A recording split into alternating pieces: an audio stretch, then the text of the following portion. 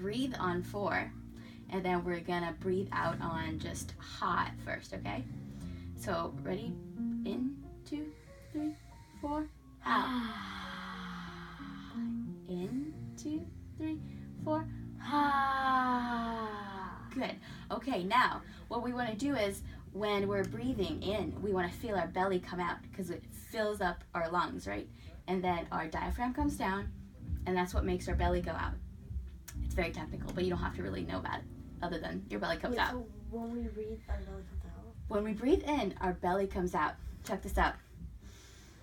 I thought it was supposed to go in while we No. That's a common misconception. So feel your belly come out as you breathe. Even as you're talking to me, is your belly moving at all?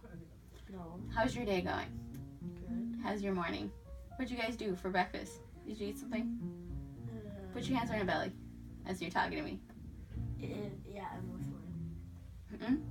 What? It moves forward. Yeah, it moves forward, right? So as you're breathing naturally, your belly moves forward. But when we're singing for some reason and we try to do crazy things in order to breathe, nope, we just do exactly the same as when we talk. So put your hands back on your belly. We're going to get really in touch with it. So breathe in and your belly's going to expand, but your shoulders are going to stay down, right? We are not breathing with our shoulders. That has nothing to do with anything. Ready? Okay, breathe in on 4, and now we're going to do this one, okay? Breathe in, 2, 3, 4. 2, 3, 4. In, 2, 3, 4. Out. Okay, and now do this as long as you can.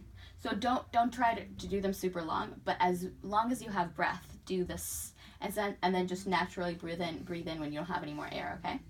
So breathe on 4, 2, 3, 4. Good. Good, and just breathe in whenever. Perfect. So now I'm not going to count to 4. We're just going to do a regular kind of round that way, right? Breathe in whenever you need breath, and deuce whenever you've got your breath, okay? And remember to keep your shoulders down. One last thing.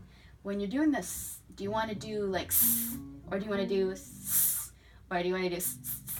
Which one? None. Very good. None of the above. What do you want to do? Just go regular, straight. Very smooth. Yeah, smooth and the same. So this is what we call breath control, right? That's why we have our hand on our bellies. So we can feel how our belly's coming in. And if we can control how our belly's coming in, we can control how our breath is coming out. And we'll hear that in the S. So we're feeling it in the belly and we're hearing it in the S. Okay? So breathe in on however many counts you need. Just keep your hands on your belly so you can feel it. And then do the S for me. It kind of went loud in the video. Yeah, good. I'm glad you heard that. Let's try that one more time.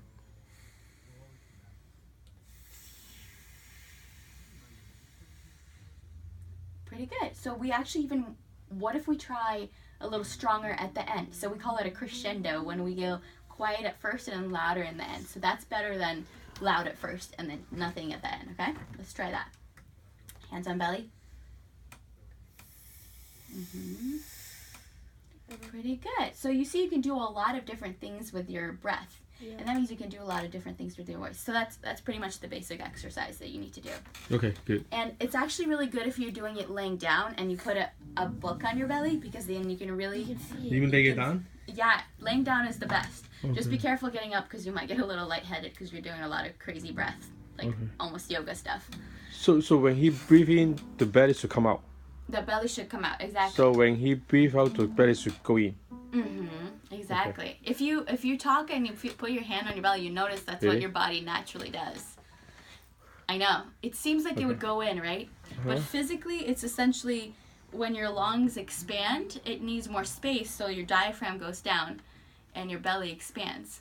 So it means using a muscle to control your diaphragm to come down. We're using a muscle, exactly. Not using the diaphragm moving up and down, using a muscle to control the diaphragm up and down. Precisely, exactly. Well, we can't really like mentally tell ourselves to move our diaphragm up and down, but we can tell our muscles to move it up and down.